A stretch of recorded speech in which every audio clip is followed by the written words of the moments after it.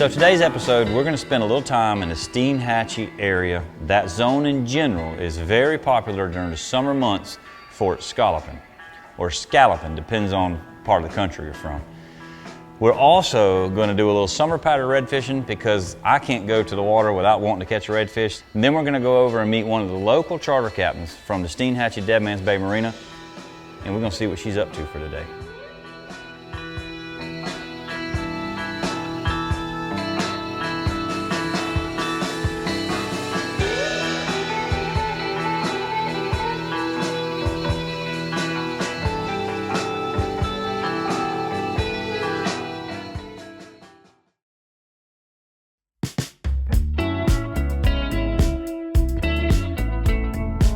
So when you come to Steinhatchee and you visit Steinhatchee Marina, one of the things you can expect is a full service scenario.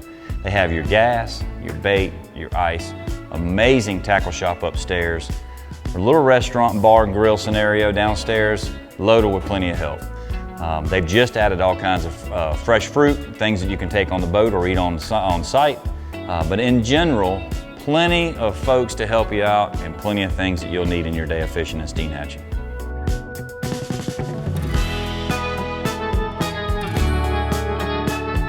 We are in Steinhatchee, Florida once again. Today we're going to be doing something extremely different, something completely out of my wheelhouse, something that I've never done as far as the filming aspects go. I'm literally a solo act today. So today's going to be very interesting, so stay tuned. I'm going to break down some summer redfish patterns here locally out of Steinhatchee, and I'm also going to visit some of the local scallop grounds and see what's going on in the scalloping world. That is a big deal up here in the summertime. So that's what's on the venue for today.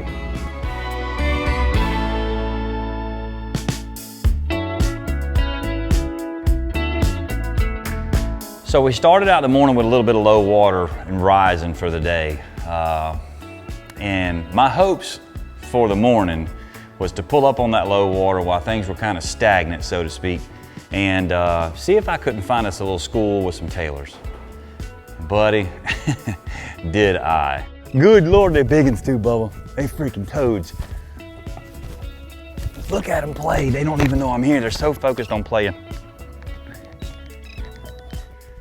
So this is definitely something that happens in the summertime here in Steinhatchee on these moderately low tides. What I mean by that is we have a big low tide in the evening right now, and this morning we have a moderate low tide. It's somewhere in the middle, kind of a nipping stage. Doesn't go all the way low, doesn't stay up. But what it does is it allows these fish to not get pressured. They're not forced to leave these shallow banks, so sometimes they'll just group up and hang out together on low water, and that's what we have right here in front of us. Hopefully we can get up there close enough to them. So these fish do this little pattern in the summer months up here off and on, where your moon phase will bring a moderate low tide, like not really, and then a really heavy low tide. So this specific tide set we had here in the morning, we only had a 2-foot low. So what that does is it doesn't drag fish off of the flats and put them way out and scatter them all over the place. It allows them fish to not feel pressured to leave, so they stay in little groups. We pulled onto the flat there in an area we hoped to see some, and we saw 3 schools of 50 to 70 in each one, and buddy, they were happy as they could be. Oh. Got him!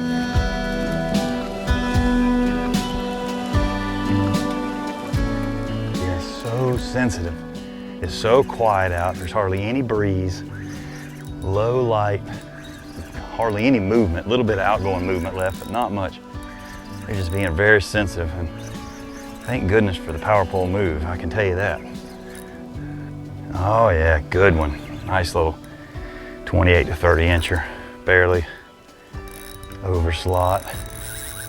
Uh-oh. He's gonna go ahead and see if he can't test out the old bull bait here, the old banshee. You don't realize, the old award-winning banshee don't play none of that.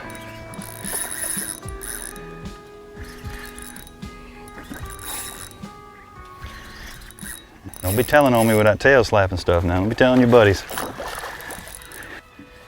I have worn him out. He is looking like he's gonna be pretty easy to get along with. Man, check that out and look at him back there. That's awesome, guys. Listen, you wake up when you go red fishing, you go, you know what, I'm gonna plan a red fishing trip, and you wake up and you start heading to the water, and this is exactly what you hope for. You literally hope to have a 30-incher in your hand and a wad of 30 inchers behind you wanting to play. This is what Steinhatchee, Dead Man's Bay Marina, has to offer. All right, where's the lead fish? I'm a little confused, either on the right or the left. I see. I need a little help.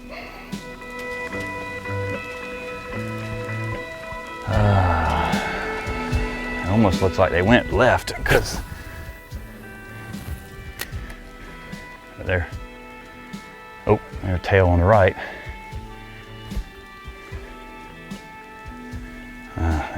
They are simmered down now. Maybe they'll calm or get fired back up here in a second.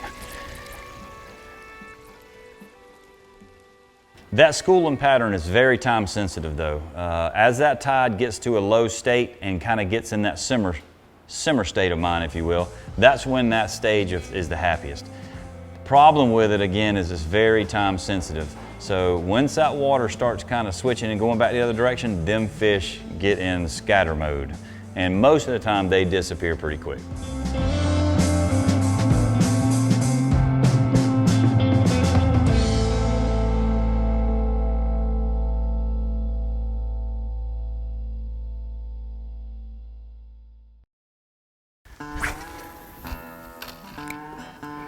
Yeah, they're now they've got a little something on them. Now they're kind of like, I'm not sure what's happening.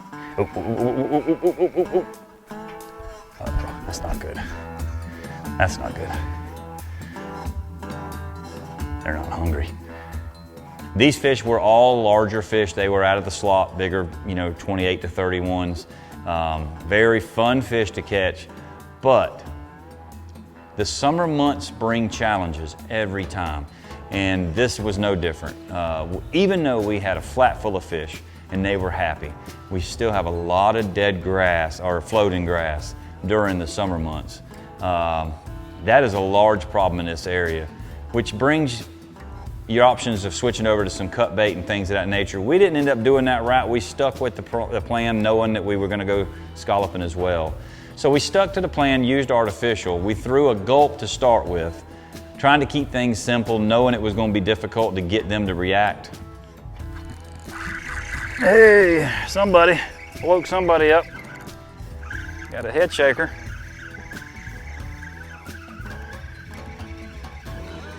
Got a little head shaker, little redfish. Itty bitty.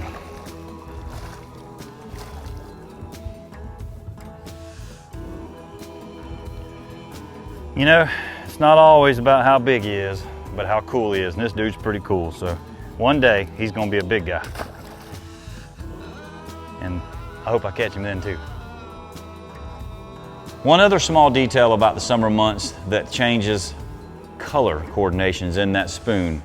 90% of the time that gold spoon is your go-to deal. But during the summer, you have a large match the hatch scenario with the pinfish, which makes the silver spoon, in my opinion, a little more dominant.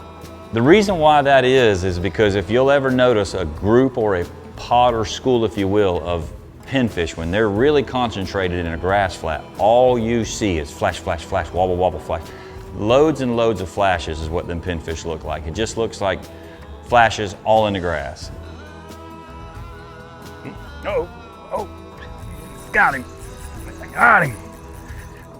All right, stop trolling motor, power pole down. Itty bitty. That dude must have swung on it 15 times before he finally decided that that was gonna work for him for a lunch date. All righty. That puts us up to 3 different, not techniques per se, but styles as far as territory goes in our summer patterns here in Steinhatchee, Florida. This is if it mattered to anybody, a small keeper. It doesn't matter to us, but cool dude. Flexing on us there a little bit, like when you're flexing. Okay, that's nice. Appreciate you, dude. So when they disappear, your next steps are gonna be to follow them towards shorelines. You have to do a little research there on which shorelines and what shorelines, but one thing to keep in mind, points, dominant points, and structure. That's your 3 things that you can push towards. And most of the time, if you hit a handful of those first ideas that you see on your map, they're probably going to be somewhere near it. Ooh, I thought I got grabbed right there. I did get grabbed. I did get grabbed. Dang, grab me and come right at me, whatever it is.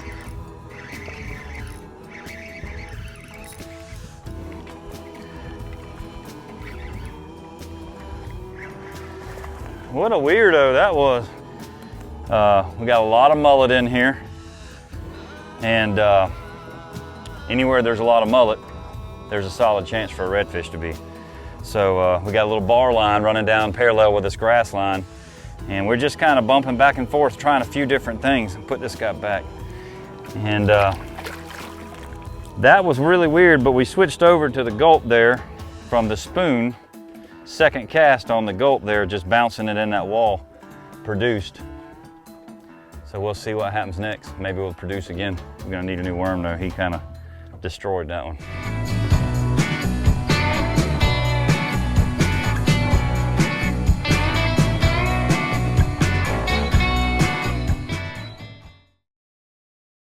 Once that morning window is over and the temperatures start to rise in the summer, that tidal's coming up, bringing warm water from offshore as well. So you got a mixture of the sun warming the water up, the offshore water being a little warmer, coming in there and just flooding the bays. That's when we thought it would be a great idea to go catch up with Captain Bobby Brady and just see what her crew was doing with the scallops.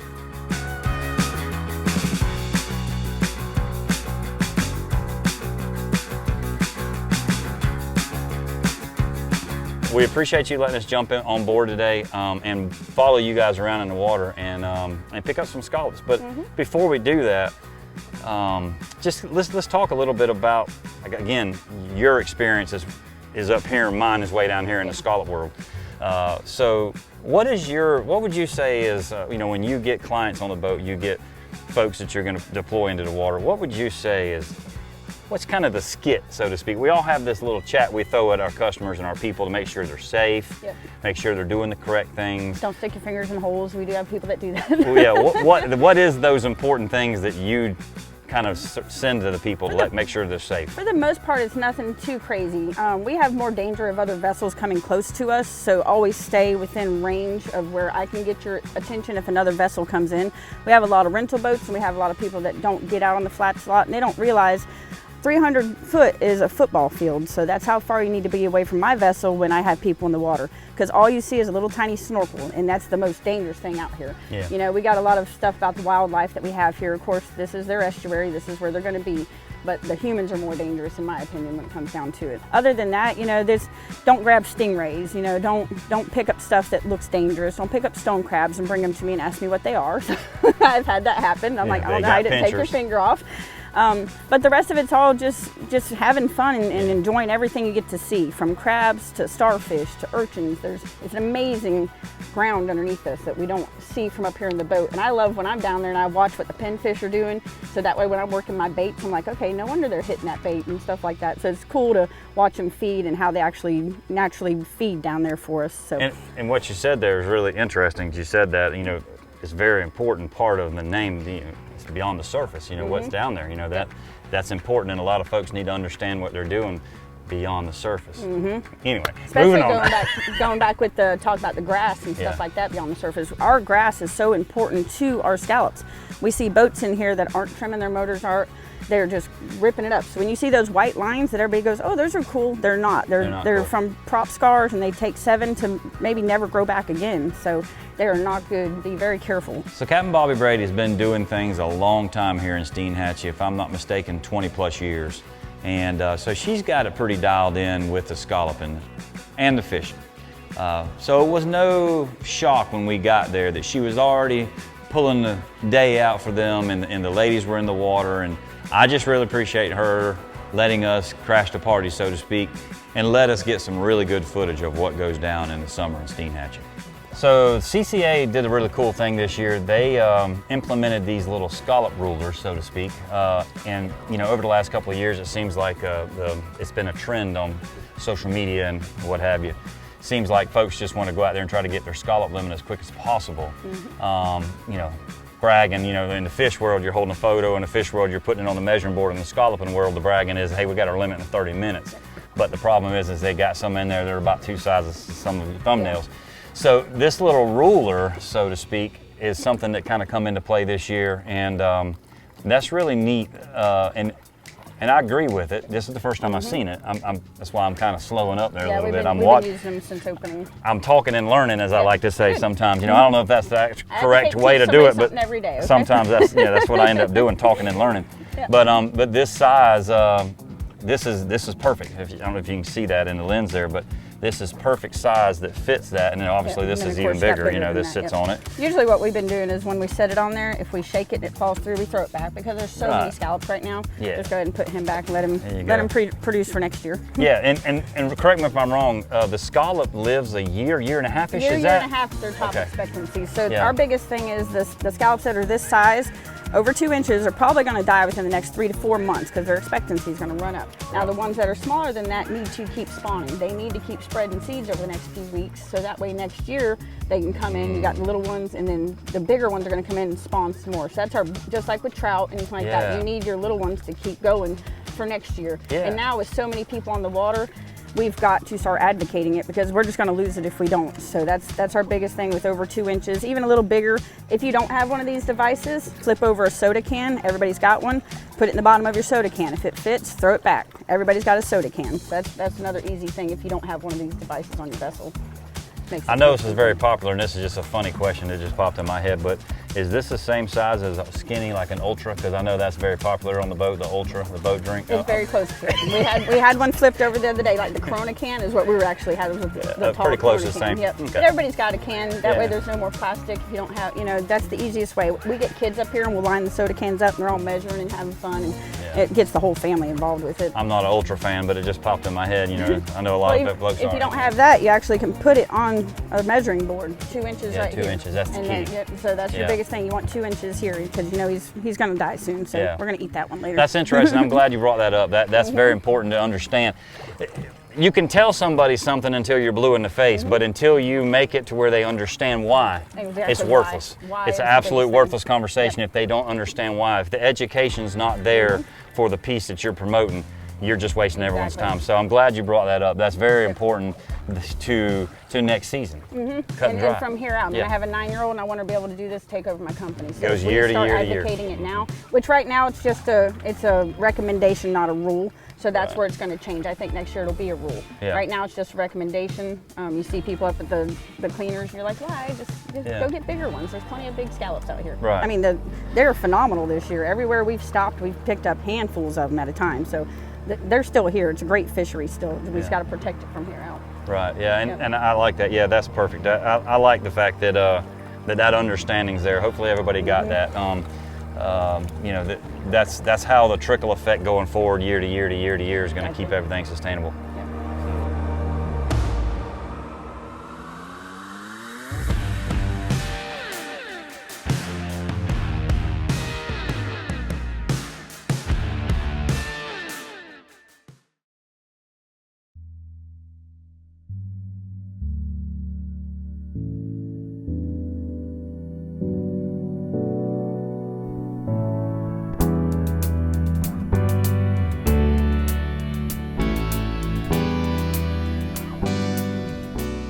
So Bobby, where did this come from? Where did this love for the water, working on the water, scalloping, fishing, where did that stem from? Tell me a little bit about that. All born and raised in Chris River running shrimp boats with my dad and my family. I got pictures of me in diapers running shrimp boats with my dad. I actually now own one that's parked at the marina. We sell all the live bait, live shrimp and stuff.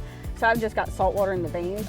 And then when I moved here, it's been about 23 years ago, of course it's a fishing town. Everything, if you don't fish, you're bored. So we got into fishing, and then of course met my husband, and he's the one that got me into tournaments, and then it just became a lifestyle. I'm out here, this is my full-time job, getting clients out here. It's amazing, putting people out here, seeing stuff they've never seen, and just like with the shrimp boat, you get out there and it's stuff that's underneath the water that is just amazing that nobody ever actually gets to see, that we take for granted. Yeah. And it's just, I love showing people that, just like with fishing and everything else. It just becomes an amazement to watch people, and they're just like, wow, look at what you get to see every day. And it's just, we can't ask for no better. Yeah.